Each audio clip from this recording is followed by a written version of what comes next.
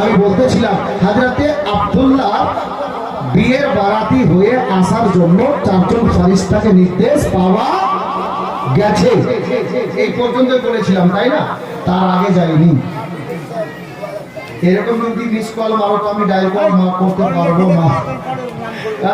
আমি মাস্টার মশাইকে বলবো, আচ্ছা এটা বলে দিচ্ছি, ঠিক আছে? না না না, আমি তার রাস্তা বের করছি। শোনো, যিনারা এখন দান দিবেন এটা বলে দিচ্ছি, এরপরে যেটা দিবেন মাস্টার মশাই ওখানে একটা লম্বা দাগ দিয়ে দেন হালকা, যে এখান থেকে আমি বলিনি, শেষের বেলা সবটা নাম একসঙ্গে বলবো, ঠিক?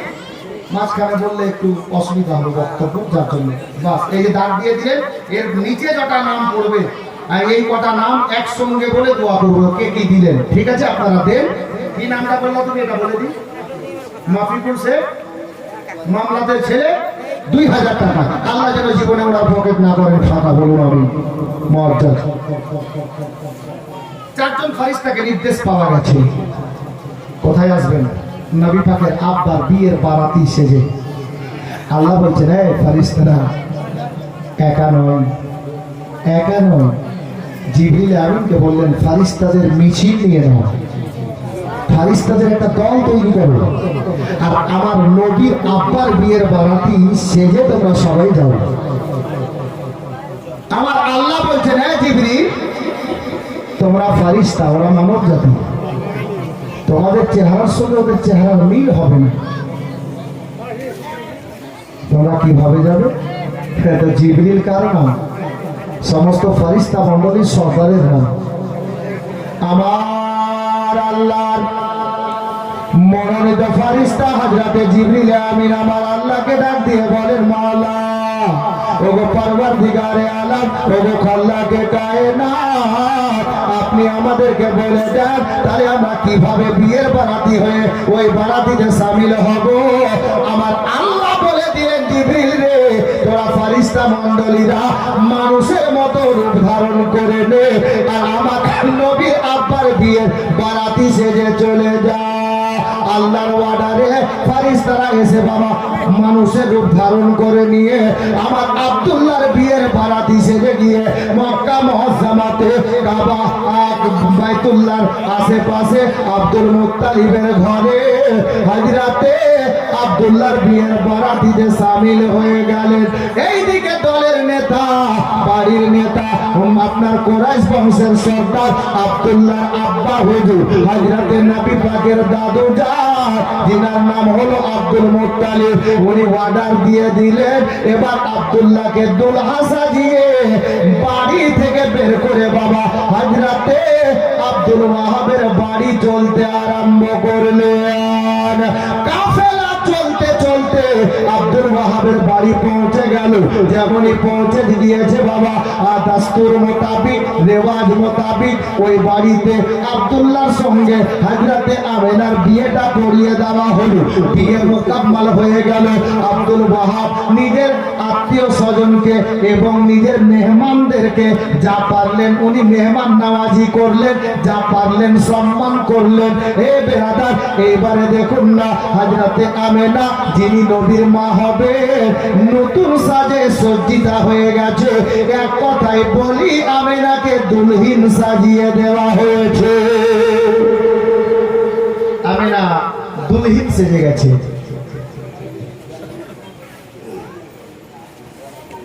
আমেনা দুলহিন সেজেছে। আমি এখানে যতটা বাবা বসে আছেন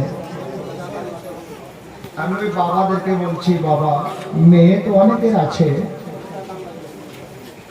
মেয়ে অনেকের আছে, তবে কসম খোদার যদি এরকম কোন বাবা বলতে পারেন, আমার মন বলছে একটা ওয়াকিয়া তো আছে এক সাহাবী রাসূলের, আমি ওদিকে যেতেই পারছি না যেহেতু একটা ঘটনা বলছি।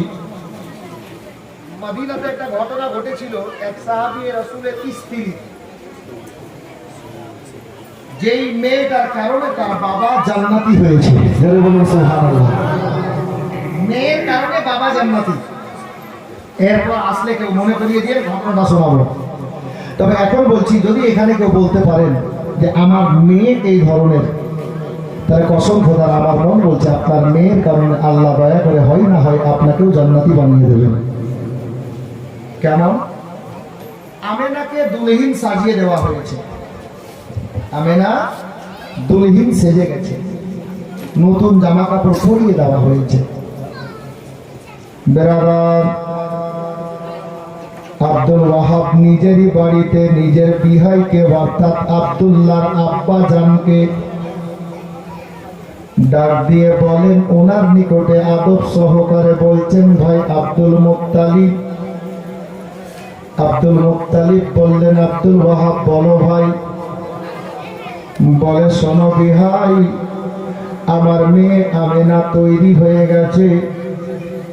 আমার আব্দুল মুত্তালিব বললেন, ভাই তুমি চিন্তা করবে না, তোমার মেয়ে আমেনা আমার বৌমা হয়ে আমার বাড়িতে যাচ্ছে এটা ভাববে না।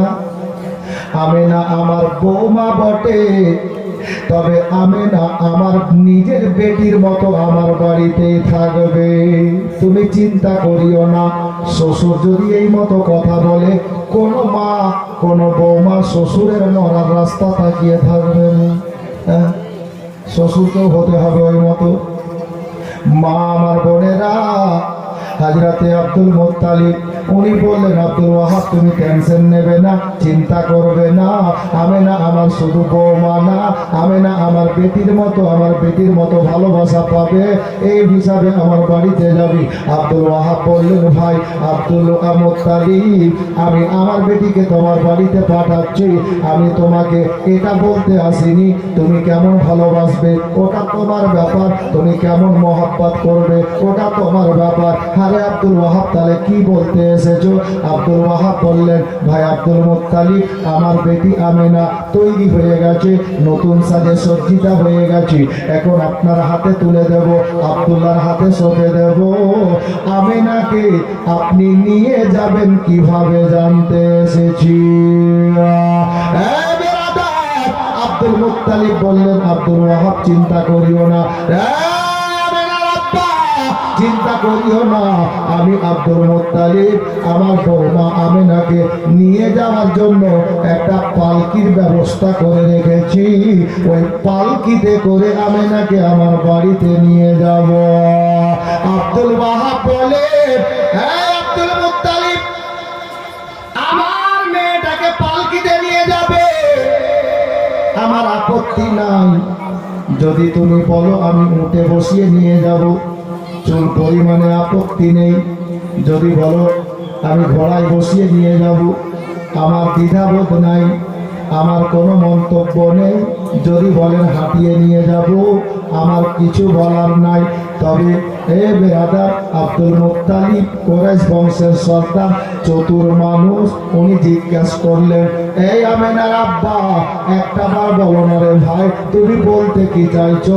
হাজরাতে আমেনার আব্বা উনি বললেন, ভাই আব্দুল মুত্তালিব, জানতে চাইতেছি আমেনাকে যেই পালকিতে বসিয়ে নিয়ে যাওয়া হবে, ওই পালকি কারা ঘাড়ে নেবে?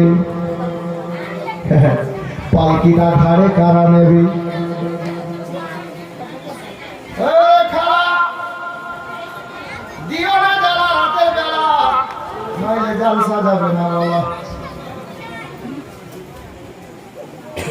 বুঝে নিয়েছে বেরাদার, এবার চলুন না বাবা। আমার আব্দুল মুত্তালিব জিজ্ঞেস করলেন, আমেনার আব্বা বলতে কি চাইছো? বলে, আমি বলতে এটাই চাইছি গো, আমার আমেনা, আমার বেটি আমেনা জীবনে বাড়ির বাইরে বিনা কারণে পা রাখেনি। আর শুনে যান, বাবাদেরকে বলছি শোনো, আমেনার আব্বা বলছেন, আমার বেটি আমেনা বিনা কারণে বাড়ির বাইরে পা রাখেনি গো, আমার বেটি আমেনা ওনার চেহারা খানা দুনিয়ার কোনো পর পুরুষ দেখতে পাইনি। এ আব্দুল মুত্তালিব শোনো, আমার মেয়েটার জবানে কোনো খারাপ বাক্য কোনোদিন বের হয় নাই, আমেনা কানে কোনো খারাপ ভাষা শুনে নাই, জবানে কোনো খারাপ ভাষা বলে নাই, চোখে কোনো খারাপ জিনিস না যায় জিনিস দেখে নাই, কোনোদিন কোনো পর পুরুষকে তাকিয়ে দেখে নাই। আব্দুল মুত্তালিব টাইম হলে আল্লাহ ইবাদত করে, আমার মেয়েটা জীবনে বিনা পর্দায় চলে না। আমি বলতে চাইছি, আব্দুল মুত্তালিব, ওগো আব্দুল্লাহর আব্বা জান, আমার মেয়ে আমেনা যেই পালকিতে যাবে, এমন 4টা লোকের ঘাড়ে পালকি তুলে দাও গো, যারা জীবনে মুহূর্তের জন্য আমার আল্লাহ পাককে ভুলে না। কেমন চারটা লোকের ঘাড়ে পালকিটা তুলে দেয়, যারা মুহূর্তের জন্য আল্লাহকে ভুলে থাকে না। আচ্ছা বলেন তো, আপনাদের ইমাম সাহেবকে আমি যদি জিজ্ঞেস করি, হুজুর বলেন তো যে আপনার সিধরিতে এমন একটা লোকের নাম বলেন 24 ঘন্টার মধ্যে লোকটা 1 সেকেন্ডের জন্য আল্লাহকে ভুলে রাখে, কার দিলে কি আছে কি করে বলবো? আমিও তো পারবো না, এই মাস্টার সাহেব মাওলানা সাহেব উনিও তো পারবেন না। মাস্টার বটে, মাওলানা বটে, মুফতি বটে, যে মাওলানা মিসবাই বসে আছে, মিসবাই সাহেবকে জিজ্ঞেস করতে পারবেন? হারাম হারাম বলে দেবে, কিন্তু কে 24 ঘন্টা 1 সেকেন্ডের জন্য আল্লাহকে ভুলে না? কে বলো? আব্দুল মুত্তালিবের টেনশন বেড়ে গেল, এর টাকা খরচ করব। আল্লাহ আল্লাহ, আমার বাবারা, ভাইরা, মা বোনেরা, এবার দেখেন না বাবা ঘটনা কত দূরে গিয়ে দাঁড়াচ্ছে। হযরতে আব্দুল মুত্তালিব চিন্তায় পড়ে গেলেন, আল্লাহ আমি এরকম চারটা লোক কোথায় খোঁজ করতে যাব, আমি কাকে খোঁজ করে আনবো, আর আমি কি করে বলবো এরা আল্লাহর ইবাদত ছাড়া কিছুই বুঝে না, আল্লাহু আকবার কবীরা। কিন্তু আব্দুল মুত্তালিবকে খবর নাই রে ভাই, মানুষের মতো রূপ ধারণ করে ওই কাফেলার সঙ্গে আল্লাহর ফেরেশতা মণ্ডলীরাও হাজির আছে। আর আমার আল্লাহ গায়েব থেকে ডাক দিয়ে বলছেন ফেরেশতাদের সর্দারকে, এ জিবরিল দাঁড়িয়ে দেখছিস কি রে, দেরি করিস না, ওই দেখ আমার বিশ্ব নবীর দাদু, আমার আকার মাওলা, আমার তাজদারে মদিনার দাদু যিনি হবেন আব্দুল মুত্তালিব। আব্দুল মুত্তালিব চিন্তায় পড়ে গেছে, আমার নবীর আম্মা জানের পালকি ঢাকার ঘাড়ে তুলে দেবে, ওটা আমার নবীর মা, ওটা হবে আমার বন্ধুর মা, রাহমাতাল লিল আলামিন নবীর জননী। এ জিবরিল আমিন শোনো, তুমি আর দেরি করিও না, আমি নবীর মহব্বতে কায়নাত বানিয়েছি রে জিবরিল, আজকে নবীর মহব্বতে তোমাকে কথা দিচ্ছি জিবরিল, তোমরা চারজন ফেরেশতা, হযরতে সাইয়্যিদনা জিবরিল আমিন আলাইহিস সালাম, হযরতে আজরাইল ফেরেশতা, হযরতে মিকাইল ফেরেশতা, হযরতে ইসরাফিল ফেরেশতা, চারজন ফেরেশতাকে আল্লাহ অর্ডার দিলেন তোমরা দেরি করিও না, আমি আল্লাহ নির্দেশ দিলাম আমার বিশ্ব নবীর আম্মা জান হযরতে আমেনার পালকির চার জায়গায় তোমরা দাঁড়িয়ে যাও। এখন যদি মোল্লা দল না বুঝে যে নবী আমার মতো না, তার কি করে বুঝাবেন তাকে? কুকুরের লেজ তো বাঁকা থাকে, হাজারবার ঘি দিয়ে টানলেও কিন্তু আবার ছাড়লেও ওই মতোই হবে। জি, খোদা করে আল্লাহ এদেরকে হেদায়াত দান করুন, বলুন আমিন। মুআজ্জাল এখনো যদি বলো যে নবী আমার মতো, তো তোমার থেকে নাদান আর কেউ পৃথিবীতে হবে না, কারণ নবীর আম্মা যেই পালকিতে বসে আসবে, নবীর ওসিলাতে আল্লাহর মনোনীত চারজন ফেরেশতা হযরতে সাইয়্যিদা মা আমেনার পালকিতে ঘাড় লাগাচ্ছেন, জোরে বলুন। আর 2-4 মিনিট ঘটনা শেষ হচ্ছে, আর 2-4 মিনিট, শেষের পয়েন্ট বড় অনোখা পয়েন্ট আছে।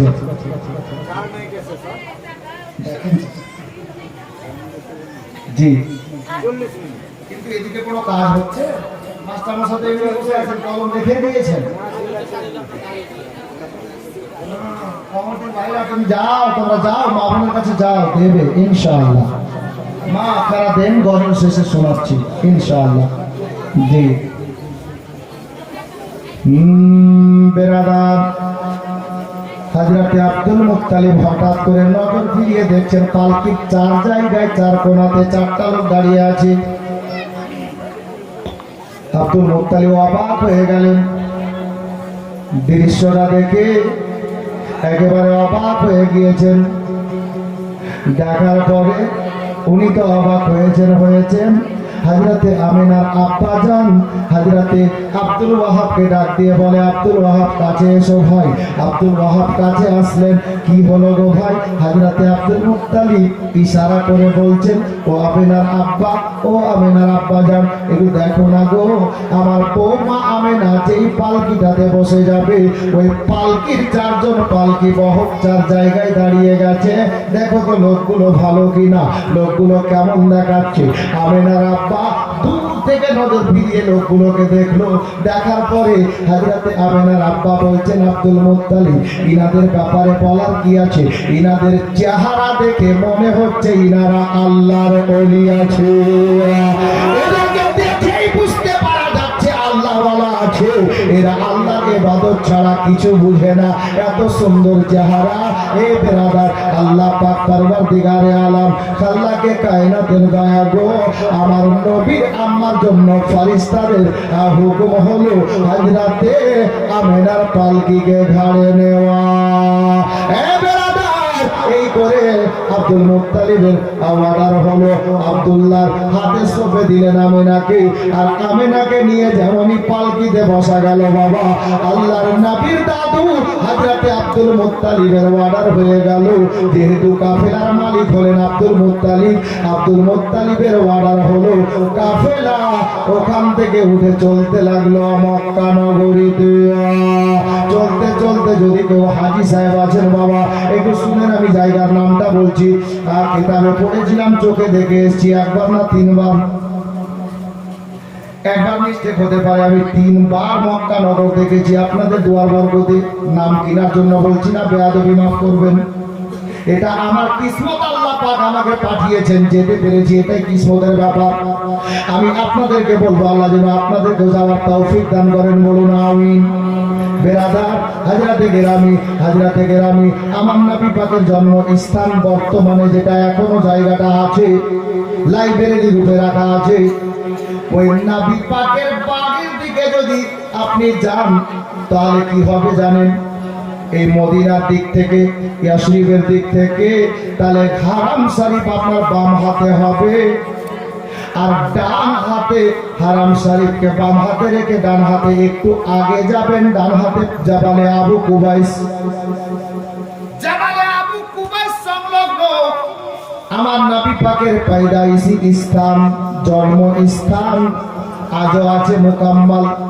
বাবারা ভাইরা, আমি বোঝাতে চাইছি কি জানেন, কাফেলাটা যখন আব্দুল ওয়াহাবের বাড়ি থেকে চলে নবী পাকের দাদু জানের বাড়ির দিকে, আব্দুল্লাহর বাড়ির দিকে যাচ্ছে গো, ও মা বোনেরা, আমি জওয়ান ভাইদেরকে বলবো, কাফেলার মালিক ডাক দিয়ে দিলেন, ওই আপনার কি বলে হারাম শরীফে ঢোকার জন্য একটা গেট আজ ওখানে আছে, যে গেটের নাম আরবি ভাষায় লেখা আছে বাবুস সালাম গেট। এ বেরাদার, ওই বাবুস সালাম গেটে যেমনই গেটের আশেপাশে এসেছেন, আব্দুল মুত্তালিব ডাক দিয়ে বললেন, পালকি বহকেরা, আমার বৌমা আমার ঘরে পরে যাবে, আমার ঘরে যাওয়ার আগে আমার বৌমা আমেনার পালকিখানা আল্লাহর ঘরে নিয়ে চলো। এখন কটা শ্বশুর বলে বৌমাকে, বৌমা নামাজ পড়েছো? বলে উপায়টাই তো নামাজ পড়ে না, চায়ের দোকানে 7 ঘন্টা বসে। জি মা বোনেরা, আর জওয়ান ছেলেদেরকে বলছি, জালসা শেষ পয়েন্ট দিচ্ছি, শোনো। হযরতে আব্দুল মুত্তালিব বললেন, আমার বৌমা আমার ঘরে যাবে, পরে আগে চলো আল্লাহর ঘরে। আল্লাহর পবিত্র হারাম শরীফ অর্থাৎ কাবা ঘরকে সামনে করে অল্প দূরত্বতে বাবু সালাম গেট দিয়ে ঢোকার পরে গো, আমার মা আমেনার পালকি নামিয়ে দেওয়া হলো। হযরতে গেরামি হযরতে সাইয়্যিদনা আব্দুল্লাহ রাদিয়াল্লাহু তাআলা আনহু আমেনার হস্ত মোবারক খানা ধরে নতুন বিবিকে পালকির মধ্যে থেকে বের করে নিলেন বাবা। পর্দার সহিত বেরিয়ে গেলেন, হারাম শরীফের সামনে গেলেন, হাজরে আসওয়াদ জান্নাতি পাথরে চুমা দিলেন, আর ওখান থেকে নতুন বিবি জীবন সঙ্গিনী বর্দাঙ্গিনী প্রাণনী হযরতে নবী পাকের জননী আমার মা আমেনাকে সাথে করে স্বামী স্ত্রী আল্লাহর কাবা ঘরের নফল তাওয়াফ আরম্ভ করলেন। পরে একটা মোকাম্মল তাওয়াফ পূর্ণ হলো।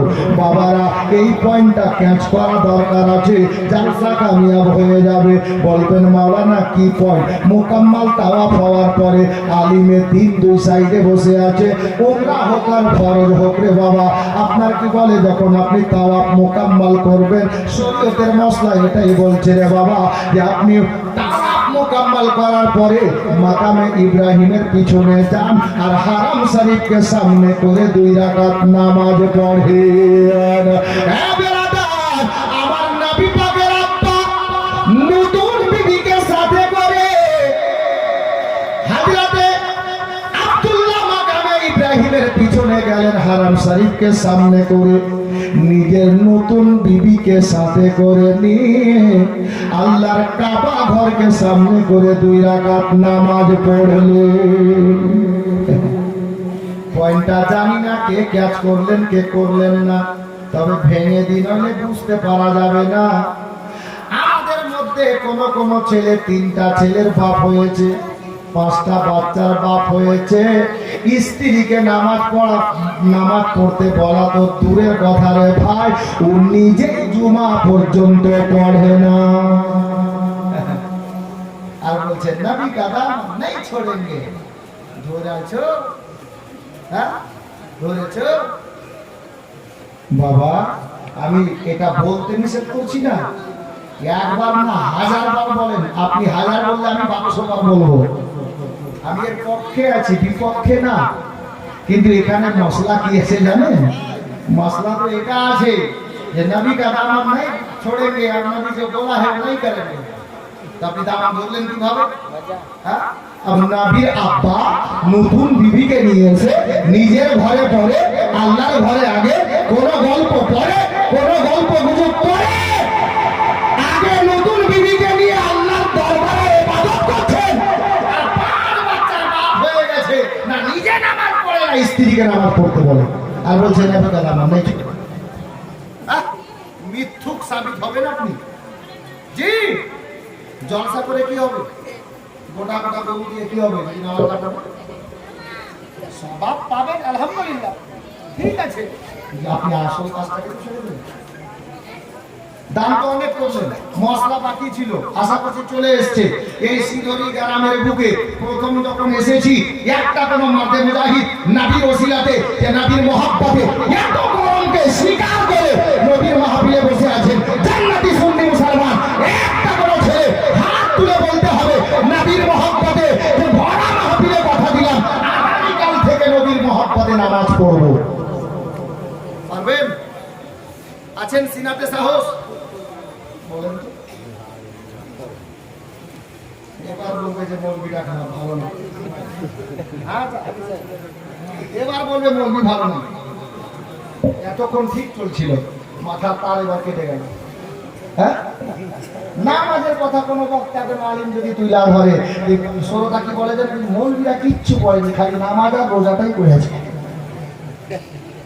তুই নামাজ পড়তে বলছে আলিমে দ্বীন, এটা এদের বাবার ঘরের কথা নয়।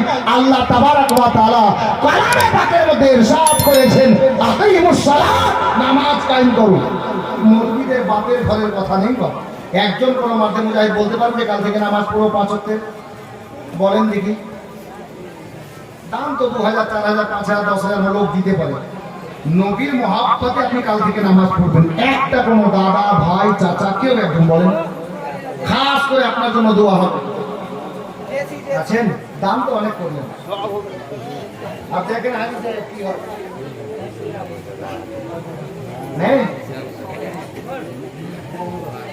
তার মানে পশ্চিম পাড়াতে বেনামাজি একটাও নেই। এটা ইমাম সাহেবের মেহনতের নতিজা। আল্লাহ আপনাকে ভালো রাখুক। আপনি এত বলতে মুজাহিদ, একটাও বেনামাজি রাখেননি আপনি আমার জন্য, জানে সে কাউকে বলি। সুবহানাল্লাহ। আছেন কেউ কি যে কাল থেকে নামাজ পড়বেন বলতে পারবেন এরকম নবী প্রেমিক আছেন? নবী প্রেমিক নেই? হ্যাঁ,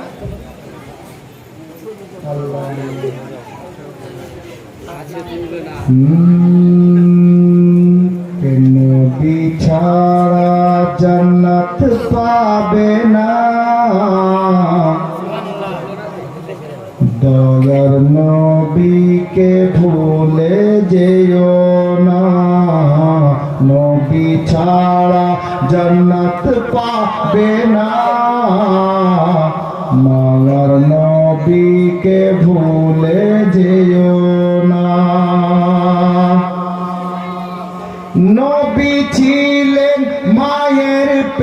পেটেতে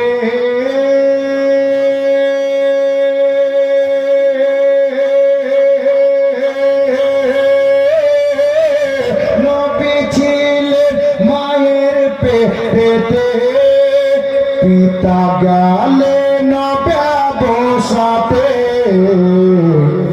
আসার পথে ফিরে এলেন না স্বামী হারা হলেন মা আমেনা আসার পথে ফিরে এলেন না স্বামী হারা হলেন মা আমেনা নবী ছাড়া জান্নাত পাবে না মায়ার নবীকে ভুলে যেও না। একটা নবী প্রেমিক নেই কাল থেকে নামাজ পড়বে নেই গো। আমি নবীর প্রেমের মহাব্বতের কথা বলছি। জি, আর নবীর প্রেমে আপনি কি করতে পারেন? খুবই বেশি তো 500 দান করতে পারেন, হ্যাঁ, কিন্তু আল্লাহ তাবারক ওয়া তাআলা কি করেছেন দেখুন নবীর প্রেমে। আল্লাহ তাআলা বলেন কোরআনে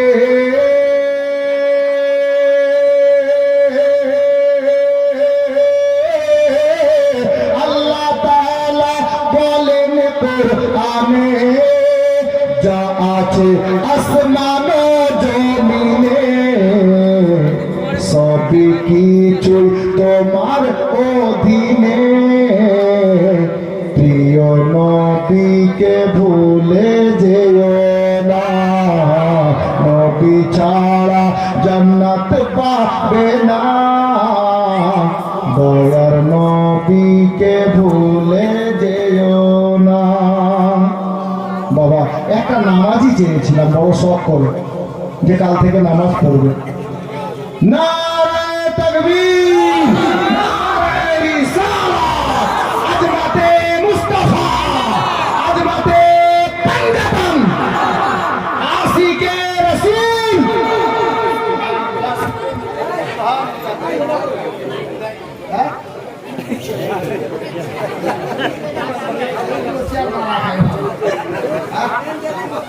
আপনি এরা ভেবেছে নাকি এখন দুর্বল ভাবলো না ভাই, এখনো 3 ঘন্টা আর বলতে পারবো এটা আল্লাহ পাক দিয়েছেন। জি বেরাদার আমি দাঁড়াচ্ছি। বেরাদার ইসলাম এক হাতে করে পাঠ করুন আল্লাহুম্মা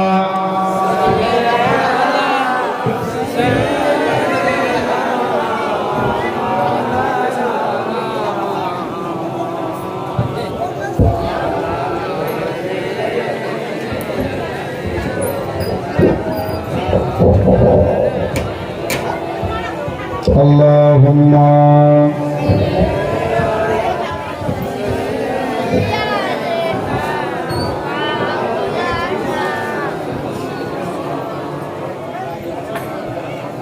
wala ali sayyidina Muhammad wala ali sayyidina Mohammad सल्लल्लाहु ताला अलैहि वसल्लम জালসা কামিয়াব কি হইল ঠিক আছে জালসা কামিয়াব। একটা জালসা করার মূল উদ্দেশ্য হয় মানুষ যেন জালসা শুনে কিছু একটা ভালো কাজে অগ্রসর হয়, ঠিক না? হয় বেনামাজি নামাজি হবে, নইলে লোক গুনাহ ছেড়ে নেকির দিকে অগ্রসর হবে, জুয়ারি জুয়া ছেড়ে দেবে, কোনো ফাঁসিকে মুআল্লিম আছে তো নবীর সুন্নাত মুখে দাড়ি সাজিয়ে নেবে। জালসার মেন টার্গেট বা উদ্দেশ্য হবে লোক যেন হেদায়েত প্রাপ্ত হয়। জি, আজকে আমি বলবো গুনাহগার হিসাবে এই নবীর মঞ্চে যে আজকের জালসা কামিয়াব। একটা বেনামাজি নামাজি হয়েছে, এর থেকে বড় কথা আর কি হতে পারে, ঠিক না? প্রায় জালসাতে যদি একটা করে নামাজি হয় তো অত্র এলাকায় যত মিলাদ হয় বছরে এমনি 300টা নামাজি বাদে হলো, জি। আশা করছি 5 বছরে নাম বেনামাজি খোঁজ করে পাওয়া যাবে না। জি মজাদ ওই ভাইটার নাম কি আমার একটু মন চাইছে চাইছে জানতে।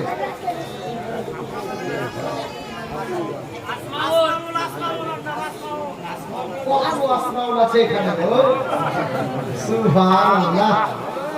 এটা আর একটা মিথ্যা, ওটা আসমাউল কই? ওই রে ভাই, হে কেন আসমাউল আরেকটা ছেলে ছিল না? এই সবটা চাল দিল ওই ছেলেটা বাড়ি, তার মানে চাল দিয়ে দিলে বাড়ি যেতে হয়? হ্যাঁ, চাল দিয়ে দিয়েছে তার মানে বাড়ি।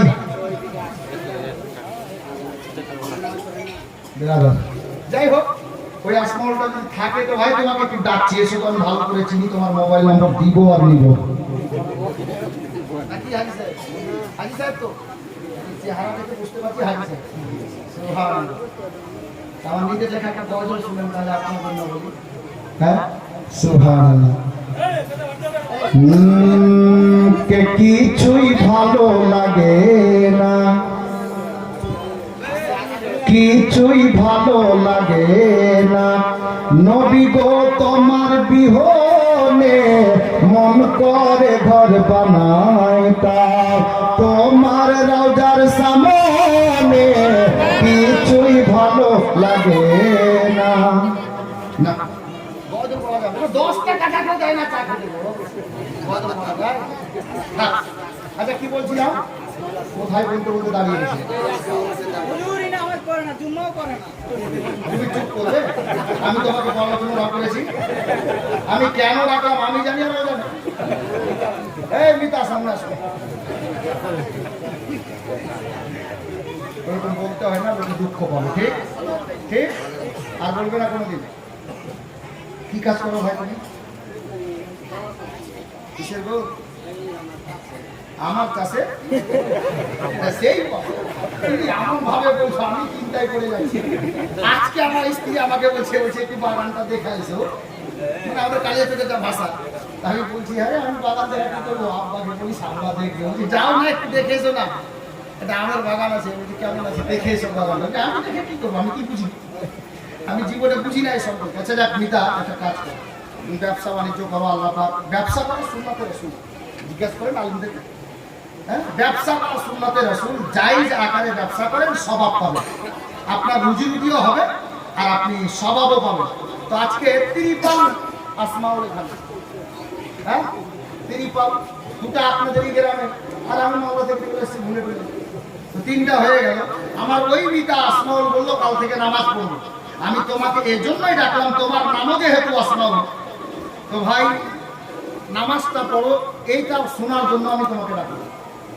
ইনশাআল্লাহ কাল থেকে আসো বসা বলি। সুবহানাল্লাহ, মাশাআল্লাহ, নারে তাকবীর, নারে রিসালাত, ফয়জানে পাঞ্জাবেন উম্মতে মুস্তাফা, কত এলাকার সুন্নি মুসলমান জিন্দাবাদ। আর কি নিবেন জালসার কারণে বলেন মাস্টার মশাই, তাই না? আলহামদুলিল্লাহ। তাহলে 2টা আসমাউল বেনামাজি ছিল, বাকি সব নামাজি নাকি? সুবহানাল্লাহ। আচ্ছা নামাজি তো 2টা পেলাম,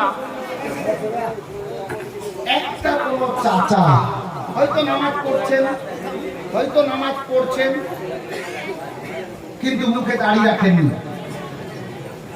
নবীর সুন্নাতের মধ্যে সবচাইতে আহেম সুন্নাত হলো একজন মুসলিমের জন্য নবীর সুন্নাত মুখে দাড়ি সাজানো।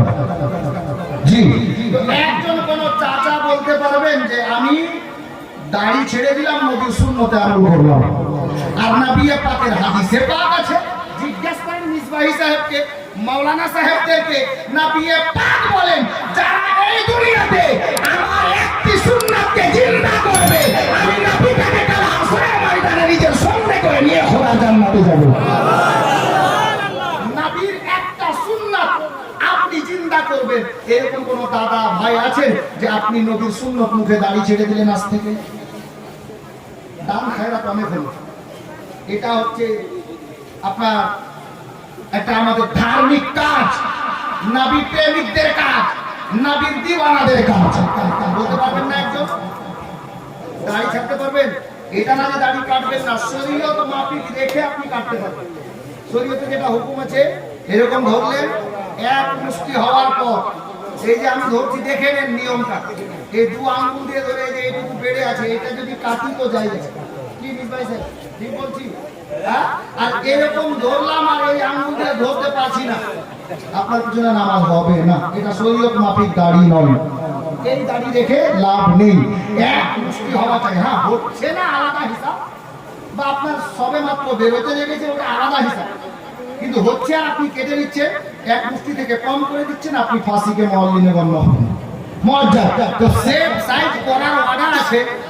হ্যাঁ, এটা না যে সেভ করবেন না আমার ধর্মীদের মতো লাগবে, সাধুদের মতো লাগবে, এরকম না। সেভ করার অর্ডার আছে শরীয়ত মাফিক রেখে। তো একটা কোনো লোক আজকে নবীর মাহফিলে কোনো চাচা আমার দাদা বলবে যে কাল থেকে আমি আর দাড়ি কাটবো না, শরীয়ত মাফিক রেখে কাজ করবো না। দাদা ও দাদা, ধাক্কা মেরে কাউকে কাজ হয় না, ধাক্কা মারা নামাজের দরকার নাই। আপনি এখন বলছেন তুমি বলো, লোকের দিকে দেখে লোকটা বলবে যে হ্যাঁ আমি ছাড়লাম নাকি, আর 4 দিন পরে দেখবেন ওই সেলুনে গিয়ে ও দাড়ি চাচ্ছে।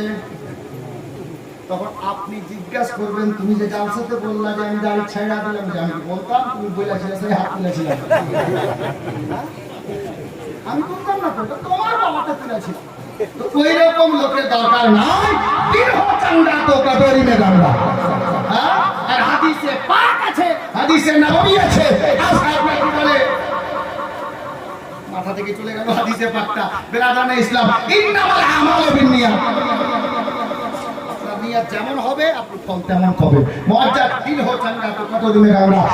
একটা লোক নবীর প্রেমিক হিসাবে, নবীর আশিক হিসাবে বলতে পারবেন যে আমি দাড়ি ছেড়ে দিলাম? আজকাল আমাদের কিছু ছেলে দাড়ি রাখার স্টাইল শিখেছে। দাড়ি রাখছে কিন্তু গালের উপরে ত্রিভুজ আঁকা থাকছে, এদিক থেকে এসছে, এদিকে ঢুকে গেছে, আবার এদিকে নেমে গেছে, 3-4 রকম ডিজাইন থাকছে। হ্যাঁ, এত বড়, খুবই বেশি এত বড়। একটা ছেলেকে জিজ্ঞেস করছি, হ্যাঁ রে ভাই এরকম দাড়ি কেন কেটেছিস? বলে হুজুর আপনি জানেন না এরকম করে বিরাট কোহলি রাখে। বিরাট কোহলি ওর চাস্তো ভাইয়ের নাম। নাউজুবিল্লাহি মিন যালিক। মুসলমানের ঘরে জন্ম, তোমাকে লজ্জা করে না একটা বেধর্মীর সুন্নতে দাঁড়িয়ে রাখছো? আমি বলতে চাই বিরাট কোহলির সুন্নতে আমল করিও না, কোন নেক আল্লাহর ওলির সুন্নতে আমল করো, জান্নাতে যাওয়ার রাস্তা পেয়ে যাবে। বিরাট কোহলি একটা বেধর্মী ছেলের নাম, ও মুসলিম নয়। জওয়ান ছেলেদেরকে বলছি সাবধান হও, সতর্ক হও, শরীয়তে বাঁচতে হলে শরীয়তের হুকুম আইন মেনে চলো, ইনশাআল্লাহ তুমি সবার আগে থাকবে, সবাই তোমার পিছনে থাকবে। সত্য হলো নবীর সুন্নতে আমল করতে হবে। হযরতে গিলানী বেরাদানে ইসলাম অনেকটা হয়ে গেছে, যার জন্য আমি একটা ছেলেকে বলতে চাইছিলাম, একজন দাদা ভাই বলতে পারবে কাল থেকে দাড়ি ছেড়ে দিলাম?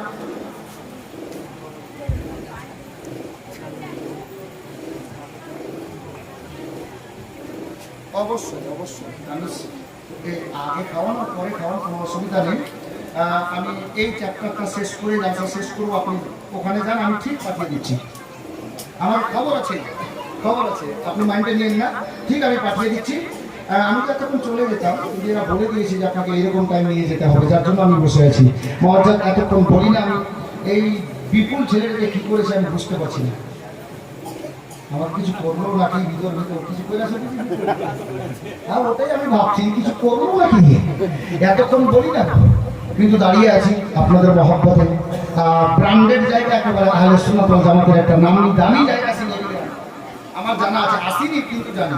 এই রাস্তা দিয়ে অহরহ আমি যাই, রাজগ্রাম, গোপালপুর, এইদিকে কি কি জায়গাগুলো হচ্ছে, হ্যাঁ মোড়ার ওই, হ্যাঁ আব্দুল্লাহপুর, অনেক জায়গা আছে, অনেক জায়গায় গেছি। বাঁশলই, এখানে কি বলছে আপনার মাকুয়া, এদিকে কি পাকুয়া না কি বলছে, এদিকে আর আছে, অনেক জায়গা আছে, কটা নাম বলবো, অনেক জায়গায় এসছি। বাবা ইসলাম এই রাস্তা দিয়ে অনেক জায়গায় আমি জানি।